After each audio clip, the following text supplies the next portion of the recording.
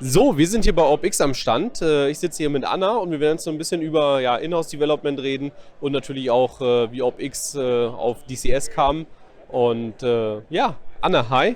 Hi. Thanks for the interview, for the possibility. And how is it? Is it your first time here at the FSExpo? No, it is not. We've actually been a supporter of the show for quite some time. We come every year, and it's good. It's growing really nicely, so we're very happy to see a lot of people here today. Yeah. So Orbx, of course, everybody knows you. You're one of the last, or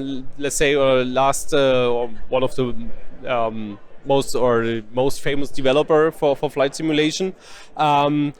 You produce a lot of airports for Pre-3D, and what about your plans for the, let's say, upcoming in-house developments of Orbx Airports? Yeah, so we are looking at some of the bigger airports in Australia. So we've obviously done a few already, and that's a little bit closer to home, I guess. We're also working with our partner network and supporting them in their development of the larger airports, especially in Europe. So I guess Great Britain and Australia have been some of the biggest ones. We also work obviously with Explain, so we release a whole set of regions, and then Cola that I know you probably want to talk about. Yeah. Yeah, you mentioned Cola. You're heading into, let's say, a new field, DCS. Maybe you can say a little bit more. How does it come to that project? Yeah. Well, we are, terrain developers, so knowing what DCS, is and does and how it comes out of the box. We started talking to Eagle Dynamics probably about 3 years ago, and we did, with them, in agreement with them, we decided to do this area, which is very interesting, very green, as opposed to, the desert maps that they've had so far. We've got a pretty good team that does quite a bit of terrain development, so we'd be doing work also with Microsoft as a first party, I guess you call it. So we started this project 2.5 years ago. There was a lot of learning for us at the beginning because we never used that TDK before, so we had to train the team up and hire a few people. We're still hiring people, so if anybody kind of works on DCS, it wants a bit of a challenge.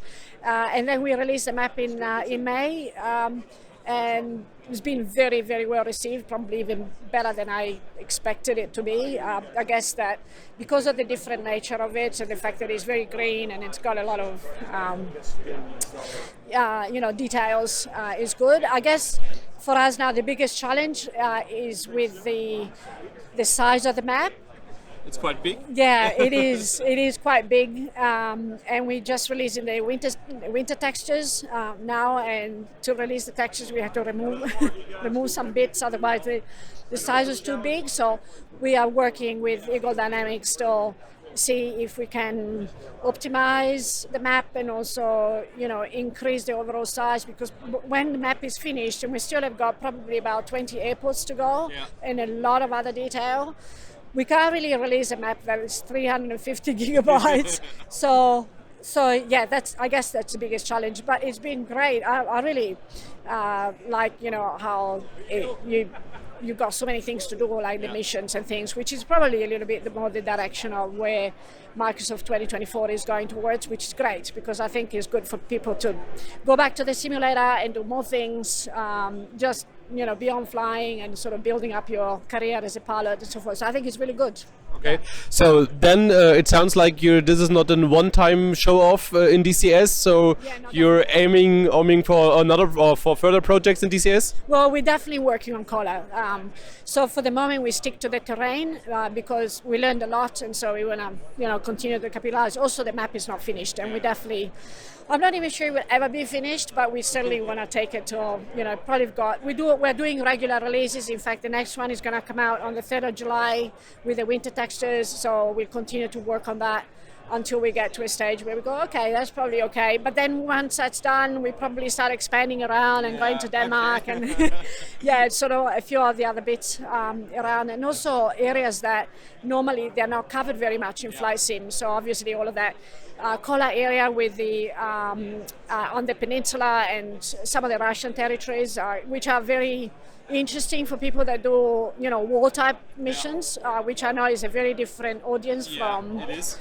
flight sim. In fact, we found that the audience, the more traditional, classic Orbx audience didn't know about DCS, and a lot of the DCS people didn't know about Orbx. Yeah. So we go, okay, this is good, right? So we kind of joining the two things together. So it's been really good. For us, it's been a really good project to work on. Okay, so then let's change for the last question to Microsoft Flight Simulator. How do you feel about the upcoming release of the 2024 version? Do you think this is an, let's say, easy process to get in there, or? Well, we don't know much about the new tools that are going to come up, especially around the mission. So I can't really make comments because I just don't know. Yeah. But in terms of the idea of the career and the missions, I think it's spot on, very much spot on.